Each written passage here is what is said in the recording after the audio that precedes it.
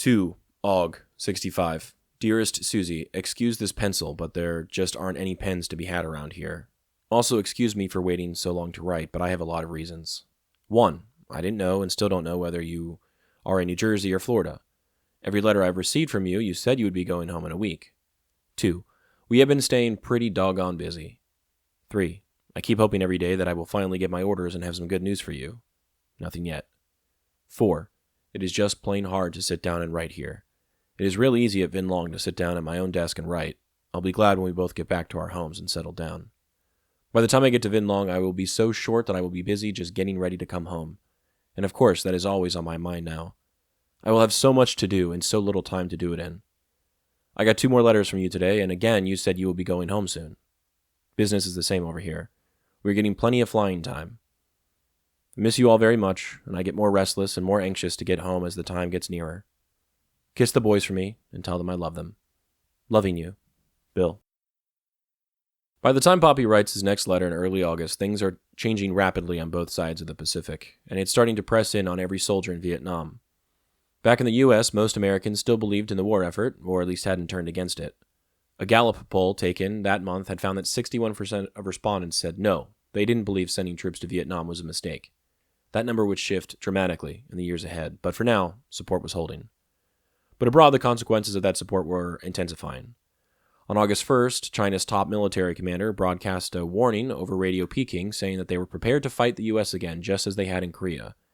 The statement was fiery and defiant, comparing President Johnson to Hitler and Mussolini, and it underscored what many in the Pentagon already feared, that a limited war could still spiral into something far larger.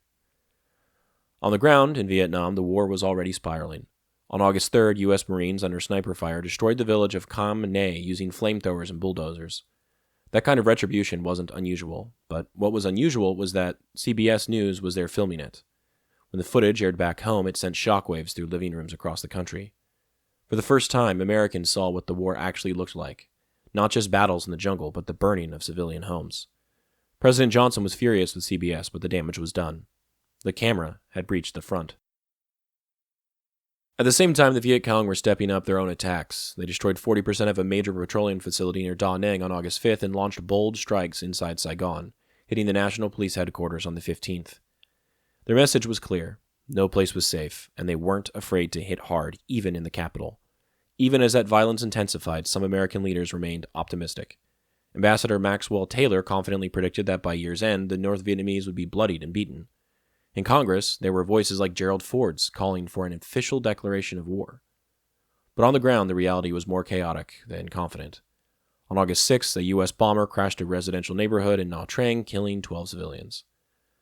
On August 12th, the North Vietnamese revealed they had mobile surface-to-air missile units and used one to shoot down a Navy pilot 50 miles outside of Hanoi. It was the first time the U.S. Navy had lost a pilot to a SAM missile in the war, and it sent a message. The enemy was adapting. Then came Operation Starlite.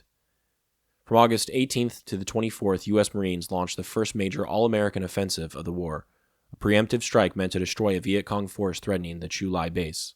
It was a brutal jungle fight, resulting in over 600 VC killed, 45 Marines lost, and something else. Respect.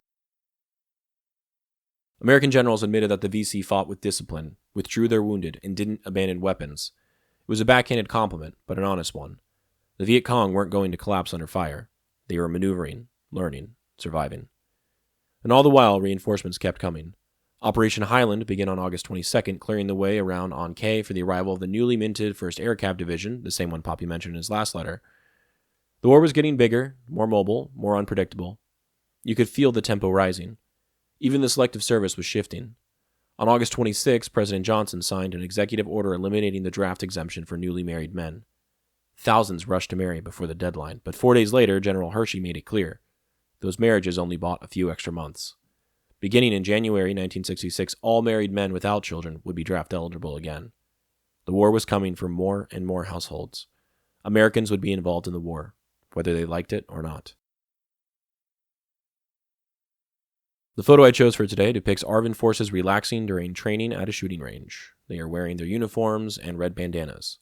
Around them are soldiers wearing brown helmets and sandbags stacked up to the right.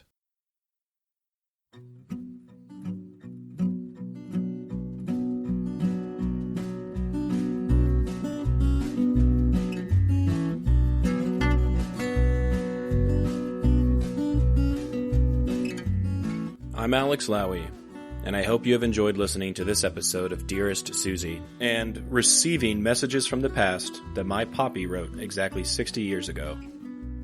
I sincerely appreciate your time and interest. Please consider following the podcast on your preferred platform, and if you're enjoying it, I kindly ask that you take the time to rate the show and leave a review. Also, please follow the project on YouTube, X, and Instagram. All likes, comments, shares, and reviews will help grow the reach of this story. The links for these things should be in the description of this episode. Please feel free to email me at dearestsuziepodcast@gmail.com if you have anything you'd like to say. I'd love to chat or to hear about your stories as well.